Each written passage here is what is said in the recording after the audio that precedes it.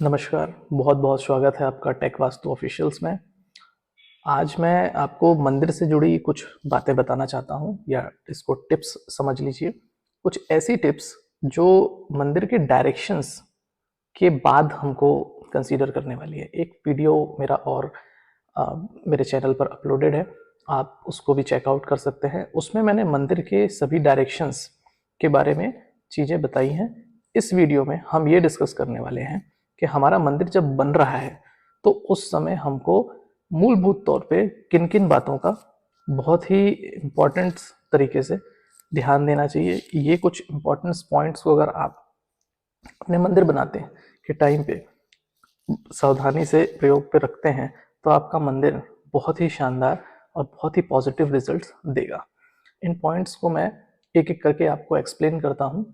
जाइए अपने घर के मंदिर में, देखिए अगर इस तरीके की कोई भी प्रॉब्लम्स हैं वहाँ पर, या आपको जो मैं तरीका बता रहा हूँ उनमें से कोई भी चीज़ें नहीं हैं, तो आप तुरंत ही उन चीज़ों को कर भी करिए। उससे आपको बहुत ही बेटर रिजल्ट मिलेगा। इनमें आप क्या क्या कर सकते हैं समझते हैं उसको।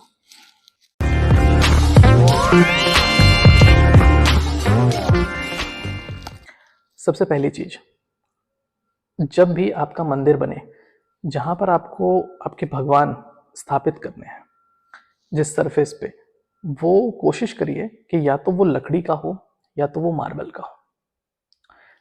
नंबर 2, आपको हमेशा एक बात का ध्यान रखना है कि जो मंदिर आपने बनाया है वो मंदिर कभी भी आपके फ्लोर पे डायरेक्टली प्लेस्ड ना हो, जमीन पे डायरेक्टली ना हो, जमीन से थोड़ा सा ऊपर हो, 1 फीट 2 फीट ऊंचा मंदिर हो तो ज्यादा अच्छा है। नंबर 3, मंदिर में जब भी हम भगवान की स्थापना करते हैं, चाहे वो मूर्ति रूप में हो या फिर फोटो फ्रेम के रूप में हो, तो कई सालों तक हम उन फोटोज पे या मूर्तियों पर ध्यान नहीं देते और वो गंदी हो जाती हैं, फटने की स्थिति में होती हैं या खंडित भी हो जाती हैं। तो हमें ऐसा बिल्कुल भी नहीं करना है, इन चीज़ों का हमें विशेष ध्यान रखना है।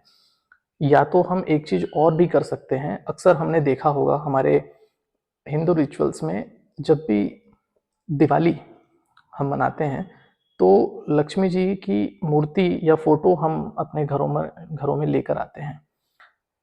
तो जब हम हर साल ऐसा करेंगे तो हमारे पास लक्ष्मी जी की बहुत सारी फोटोज हो जाएंगी, और पुरानी फोटोज जो हैं वो या तो हम साइड में रखते जाएंगे या फिर वो अननेसेसरी स्पेस घेरेंगी।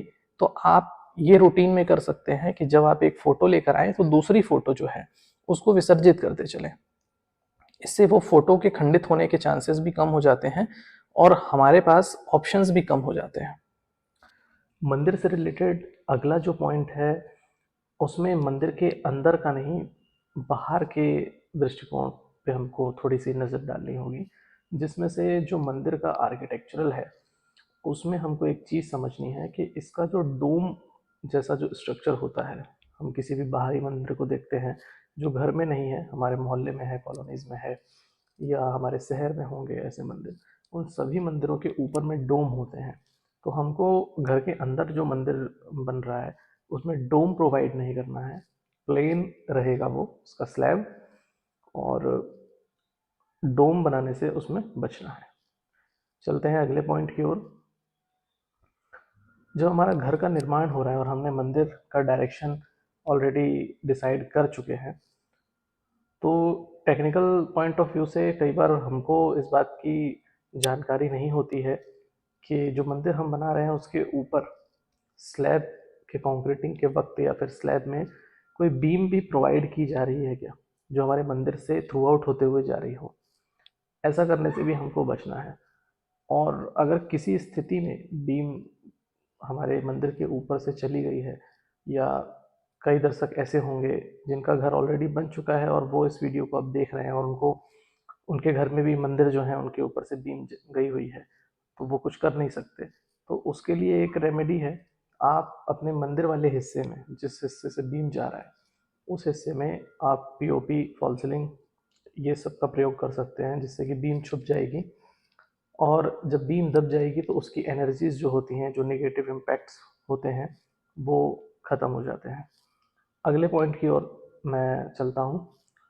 अगला पॉइंट जो है वो मंदिर के दरवाजे के सामने कभी भी आपको बाथरूम का दरवाज़ा नहीं बनाना है या बाथरूम की ओपनिंग नहीं बनानी है। आपके मंदिर का दरवाज़ा खुले और सामने स्वच्छता रहे हमेशा, ऐसी व्यवस्था करनी है। अगर बाथरूम रहेगा तो गंदगी रहेगी, गंदगी का दूर दूर तक मंदिर के प्रांगण से नाता नहीं होना चाहिए। तो इस चीज़ को विशेष करके आपको ध्यान रखना है। अगला पॉइंट, इसके ऊपर का जो निर्माण होगा, मान लेते हैं कि ग्राउंड फ्लोर जो है आपका वो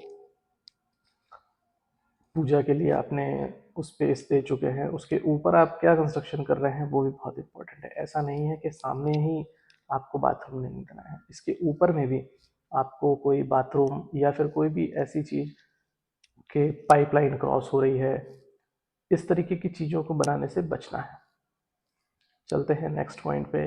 नेक्स्ट और ये लास्ट पॉइंट है, आपका मंदिर जब आपने अपने घर में गृह प्रवेश किया, वास्तु पूजा करवाई और आप रहने लग गए, उसके बाद से आपके मंदिर में रोज साफ सफाई और दिया जलना या पूजा होना, इस तरीके की एक्टिविटीज़ होना बहुत ज़रूरी है। आप मंदिर बना के अगर छोड़ देते हैं और उसके बाद 5-5 6-6 दिनों तक मंदिर में कोई जा नहीं रहा है, तो ऐसा भी आपको नहीं करना है, क्योंकि मंदिर में एक एनर्जीज होती हैं, उनका रोटेशन होना बहुत ज़रूरी है, एक साइकिल बना रहना चाहिए। तो मंदिर में कभी भी आप मंदिर को लॉन्ग टाइम ऑफ पीरियड के लिए अकेला मत छोड़िए। इसमें कुछ लोग ये सोचते होंगे कि जैसे कि मान लेते हैं कि सिर्फ 2 कपल्स घर में रह रहे हैं या कोई एक सिंगल व्यक्ति रह रहा है जिसको आउट ऑफ सिटी जाना पड़ता है और वो अपने घर के मंदिर में रेगुलर वे में पूजा नहीं कर पाता।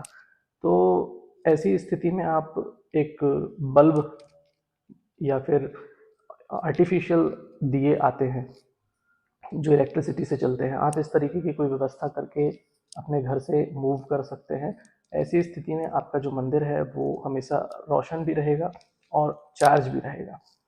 तो इस इन कुछ विशेष बातों का अगर आप अपने मंदिर में ध्यान रखते हैं, तो जो दिशा से संबंधित मैंने वीडियो बनाया था वो और इस वीडियो, इन दोनों को अगर आप कंबाइन करके देखें तो ये बहुत लंबा वीडियो बन जाता है।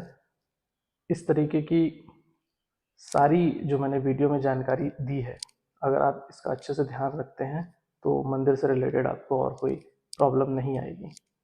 मिलते हैं अगले वीडियो में। चैनल को सब्सक्राइब कीजिए, लाइक कीजिए। Thank you.